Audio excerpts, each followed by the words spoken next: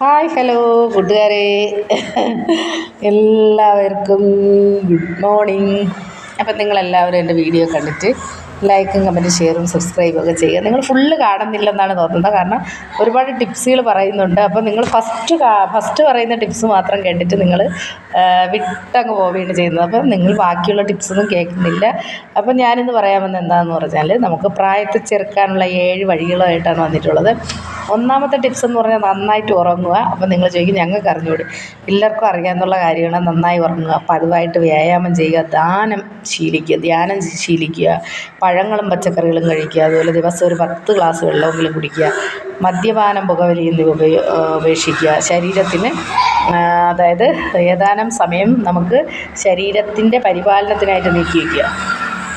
ഇനി ഞാൻ പറയാൻ പോകുന്നത് എന്താണെന്ന് വെച്ചാൽ, നമ്മൾ പതിവായിട്ട് എണ്ണ തേച്ച് കുളിച്ചാൽ നമ്മുടെ രോമവും അതുപോലെ തന്നെ ത്വക്കിനും നല്ല മിനുസത ഉണ്ടാകും. അതുപോലെ തന്നെ നിറവും തിളക്കവും ലഭിക്കുക. അതുപോലെ ശിരസ്സിലും പാദത്തിലും ചെവിയിലും എണ്ണ തേക്കാൻ പ്രത്യേകം ശ്രദ്ധിക്കുക. നമ്മൾ സാധാരണ ചെവിയിലൊന്നും എണ്ണ തേക്കാറില്ലല്ലേ?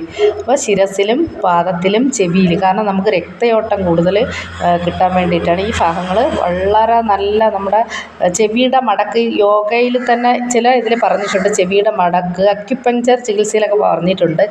മടക്കിങ്ങനെ മടക്കുകയാണെങ്കിൽ നമ്മുടെ മുഖത്തിന് ഗ്ലോ വരും. അതെന്തുകൊണ്ടാണ്? ബ്ലഡ് സർക്കുലേഷൻ്റെ പ്രത്യേകത കൊണ്ടാണ് നമുക്ക് അങ്ങനെ ഉണ്ടാകുന്നത്. അതുപോലെ ഭക്ഷണം കഴിച്ചതിന് ശേഷം അർദ്ധരാത്രി കുളിക്കരുത്. മിക്ക ആളെയൊക്കെ അറിയാവുന്ന കാര്യങ്ങളാണ്. എന്നാലും ഞാൻ ടിപ്സ് പറയാതെ ഞാൻ ഇന്ന് ഇതെല്ലാം കൊണ്ട് വന്നത് എന്താണെന്ന് വെച്ചാൽ, നിങ്ങൾ വെറുതെ ഇരിക്കുമ്പോൾ കേട്ട് നോക്കാൻ വേണ്ടിയിട്ടാണ്.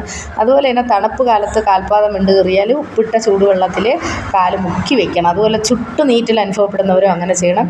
കാല് തറയിൽ ഊന്നാൻ പറ്റാത്ത ആൾക്കാർ, ചില ആൾക്കാർക്ക് കാല് കുത്തി വേദന വരും, അങ്ങനെയുള്ളവർക്ക് അത് നല്ലതാണ്.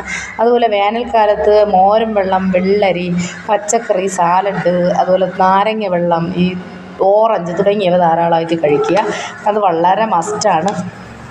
കാരണം വെച്ചാൽ ചൂട് അധികരിക്കുമ്പോഴത്തേക്ക് നമുക്ക് ഇപ്പോഴും ചൂടുകാലം ഏതാണ്ടൊക്കെ തുടങ്ങിയിട്ടുണ്ട്. ചെറിയൊരു കുളിർമയും തണുപ്പും ഒക്കെ ഉണ്ടെങ്കിലും ചില സമയത്ത് ഭയങ്കരമായിട്ടുള്ള ചൂടാണ്.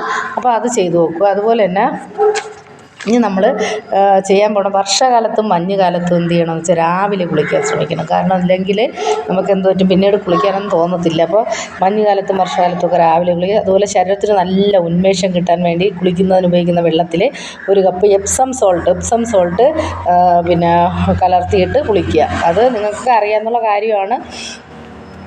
അതുപോലെ തന്നെ ഇനി ഒരു കാര്യം പറയാമെന്ന് വെച്ചാൽ, എരിക്കിൻ്റെ ഇല അടർത്തിയെടുക്കുമ്പോൾ കിട്ടുന്ന ആ ഒരു കറ ഒരു നുള്ളു സോഡാക്കാരം ഉപയോഗിച്ച് യോജിപ്പിച്ച് പുരട്ടിയാൽ നമുക്ക് ശരീരത്തിലുണ്ടാകുന്ന അരിമ്പാറ അങ്ങനെയൊക്കെയുള്ള വിഷയങ്ങളൊക്കെ വരുന്നവർക്ക് അത് വളരെ ഉപകാരപ്രദമാണ്. അതുപോലെ തന്നെ മുഖം മസാജ് ചെയ്യുമ്പോൾ അമർത്തി മസാജ് ചെയ്ത് കൊടുത്താൽ മുഖത്ത് ചുളിവ് വീഴാനുള്ള സാധ്യത വളരെ കൂടുതൽ. അതൊക്കെ ഞാൻ വീഡിയോയിൽ മുമ്പ് പറഞ്ഞിട്ടുണ്ട്. അതുപോലെ തന്നെ കാരണം തൂങ്ങിപ്പോവും സ്കിൻ, അപ്പോൾ പതുക്കെ വേണം മസാജ് ചെയ്ത് കൊടുക്കാൻ വേണ്ടി. അതുപോലെ സൂര്യരശ്മികൾ നേരിട്ട് ഏൽക്കുമ്പോൾ ചർമ്മത്തിന് നല്ലതല്ല. അതുകൊണ്ട് ചെറുപ്രായത്തിലത്തെ, അതായത് ചെറിയ പ്രായം എന്ന് പറഞ്ഞാൽ ഒരു 18 വയസ്സ് കഴിയുമ്പോൾ തന്നെ നമ്മൾ സൂര്യൻ്റെ രശ്മികൾ മുഖത്ത് ഏൽക്കാതിരിക്കാൻ വേണ്ടിയിട്ടുള്ള പിന്നെ എന്തെങ്കിലും ഒരു ക്രീം, അതായത് SPF 40ക്ക് മുകളിലുള്ളത്, 30ക്ക് മുകളിലുള്ളതാണ് സാധാരണ യൂസ് ചെയ്യാനായിട്ട് പറയുന്നത്. പക്ഷേ 40ക്ക് മുകളിലുള്ള 15 ഒക്കെ ഉണ്ട്. അത് ഭയങ്കര എഫക്റ്റാണ്. അപ്പോൾ സൂര്യൻ്റെ ചൂട് കൊണ്ട് ഏൽക്കുന്ന കരിവാളിപ്പും അതുപോലെ തന്നെ പൊള്ളലൊക്കെ മാറാനായിട്ട് ഏറ്റവും ഉത്തമമാണ്. ഇത് ഉപയോഗിച്ച ശേഷം നമുക്ക് ഈ സൺസ്ക്രീൻ ലോഷൻ ഉപയോഗിക്കാം. അതുപോലെ തന്നെ രാത്രിയിൽ എത്ര ഇനി ക്രീം ഇട്ടാലും എന്ത് ചെയ്താലും മുഖം വൃത്തിയാക്കിയതിന് ശേഷം ഉറങ്ങാൻ കിടക്കുക. ഈ ക്രീമോടുകൂടി ഇപ്പം നമ്മൾ എന്തെങ്കിലുമൊക്കെ ക്രീമുകൾ പകൽ സമയത്ത് ഇട്ടത് രാത്രിയിൽ നമ്മളെ മുഖത്ത് കിടക്കുകയാണെങ്കിൽ അതോടുകൂടി കിടന്ന് ഉറങ്ങാൻ ഒരിക്കലും ശ്രമിക്കരുത്. കാരണം കഴുകി കളഞ്ഞിട്ടേ കിടക്കാവൂ, വൃത്തിയാക്കി കളഞ്ഞിട്ടേ കിടക്കാവൂ. അതുപോലെ തന്നെ പാക്കുകളും ക്രീമുകളും ഒക്കെ 20 മിനിറ്റ് കൂടുതൽ ഒരുപാട് യൂസ് ചെയ്യാൻ പാടില്ല. 20 മിനിറ്റ് മാത്രമേ ഇട്ടേക്കാവൂ. ക്രീമുകളായാലും അതുപോലെ തന്നെ പാക്കുകളായാലും അങ്ങനെ തന്നെ. ചില ആൾക്കാർ പാക്കുകളൊക്കെ ഇട്ടിട്ട് ഒരുപാട് സമയം ഇട്ടിരിക്കുക, അതിൻ്റെ ആവശ്യമില്ല. അതുപോലെ പപ്പായ, കറ്റാർ വാഴ ഇതെല്ലാം യോജിപ്പിച്ച് കഴിഞ്ഞാൽ ഇതിൽ വൈറ്റമിൻ ഇ ഒരുപാടുണ്ട്. ഇത് യോജിപ്പിച്ച് നമുക്ക് ക്രീമി ടെക്സ്ചറിലാക്കി മുഖത്ത് യൂസ് ചെയ്യാവുന്നതാണ്. ഇനി അല്ലെങ്കിൽ ഉരുളക്കിഴങ്ങ്, വെള്ളരിക്ക ഇതിൻ്റെ എല്ലാം നീര് നമുക്ക് കണ്ണിനടിയിൽ മുഖത്തൊക്കെ ഇടുന്നത് നല്ല കളർ വ്യത്യാസം വരാൻ വേണ്ടിയിട്ട് സഹായിക്കും. അതുപോലെ തന്നെ നമുക്ക് വേറൊരു കാര്യം പറയാമെന്ന് വെച്ചാൽ, ഞാനത് ഇതിന് മുന്നേ പറഞ്ഞിട്ടുണ്ട്. നമ്മൾ കുളിക്കുന്ന വെള്ളത്തിൽ ഈ പറഞ്ഞ സാധനം കിട്ടി, നമ്മൾ നേരത്തെ ഒരു ടിപ്സ് പറഞ്ഞായിരുന്നു, അത് കിട്ടിയില്ല എന്നുണ്ടെങ്കിൽ ഏതാനും തുള്ളി തേൻ ചേർത്ത് കുളിക്കാനായിട്ട് പറഞ്ഞിട്ടുണ്ട്. അതൊക്കെ ഞാൻ മുമ്പ് വീഡിയോസിൽ പറഞ്ഞിട്ടുണ്ട്. അപ്പം ഞാനത് ഒന്നുകൂടെ നിങ്ങൾക്ക് റിപ്പീറ്റ് ചെയ്ത് തരാൻ വേണ്ടിയിട്ടാണ് വന്നത്. ടിപ്സുകളായിട്ടൊന്നും ഒന്നും ഞാൻ പറഞ്ഞിട്ടില്ല. ഇന്നലെ ഞാൻ 2-3 ടിപ്സുകൾ അടുപ്പിച്ച് പറഞ്ഞിട്ടുണ്ട്. പക്ഷേ നിങ്ങളെല്ലാവരും കയറി കാണുമ്പോഴത്തേക്ക് ഒരു ടിപ്സ് കണ്ടിട്ട് അങ്ങ് പോവാറുണ്ട്, ബാക്കിയുള്ള ടിപ്സ് കാണുന്നില്ല. അതാണ് കുഴപ്പം. അപ്പോൾ അതിൻ്റെ ഹൈലൈറ്റ് ആയിട്ടുള്ള ടിപ്സ് എന്ന് പറയുന്നത് കുറച്ച് പറഞ്ഞു വരുമ്പോഴത്തേക്കാണ് മറ്റ് ടിപ്സുകൾ ഇടുന്ന കൂട്ടത്തിൽ ഓരോന്ന് ടിപ്സുകൾ ചെയ്തു നോക്കാൻ വേണ്ടി അതിൽ പറഞ്ഞിട്ടുണ്ട്. എല്ലാ വീഡിയോസിലും ഉണ്ട്. നിങ്ങൾ അത് മൊത്തവും കാണാത്തതുകൊണ്ടാണ് നിങ്ങൾക്ക് അറിയാൻ വയ്യാത്തത്. അതുപോലെ തന്നെ നമ്മുടെ മുഖത്തിൻ്റെ സൗന്ദര്യം വർദ്ധിപ്പിക്കാൻ വേണ്ടി മുഖം ഒരുപാട് പ്രാവശ്യം കഴുകുന്നത് വളരെ നല്ലതാണ്.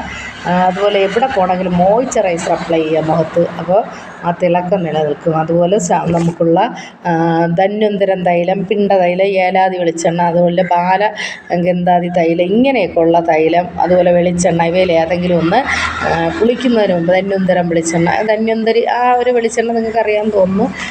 ധന്വന്തരം കുഴമ്പെന്ന് നിങ്ങൾ കേട്ടിട്ടുണ്ടായിരിക്കും. അതെല്ലാം നമ്മുടെ ശരീരത്തിൽ പുരട്ടി കുളിക്കുന്നതിന് മുന്നേ പുരട്ടി ഒരു മണിക്കൂർ, ആയുർവേദം നമുക്ക് എത്ര സമയം വേണമെങ്കിലും ഇട്ടേക്കാം, 1 മണിക്കൂർ മുന്നേ പുറത്ത് പുരട്ടിയ ശേഷം കുളിക്കുകയാണെങ്കിൽ വളരെ നല്ലതാണ്. അപ്പം നിങ്ങളെല്ലാം ഇതെല്ലാം ചെയ്യാൻ ശ്രമിക്കുക. ഞാൻ ഈ കാര്യങ്ങളൊക്കെ പറയാനാണ് വന്നത്. അപ്പോൾ നിങ്ങൾ ചോദിക്കും, നമുക്കിതൊക്കെ അറിയാം, നിങ്ങൾ പറഞ്ഞിട്ടേ ഉള്ളൂ എന്നൊക്കെ വിചാരിക്കും. പക്ഷേ നിങ്ങളിതൊക്കെ ചെയ്ത് നോക്കുക. നാളെ ഞാൻ ടിപ്സുമായിട്ട് വരുന്നതായിരിക്കും. ഇന്ന് ഞാനിവിടെ ഇങ്ങനെ ഇരുന്നപ്പോൾ ഞാൻ വിചാരിച്ചത് കുറേ പേരിങ്ങനെ വീട്ടിലിരിക്കുകയില്ലേ, അപ്പോൾ ആ സമയത്ത് അവരിതൊക്കെ കേട്ട് ചെയ്തൊക്കെ നോക്കട്ടെ എന്ന് വിചാരിച്ചിട്ടാണ്. അപ്പോൾ ടാറ്റ ബൈ. നാളെ പുതിയ വീഡിയോസുമായിട്ട് വരുന്നതായിരിക്കും.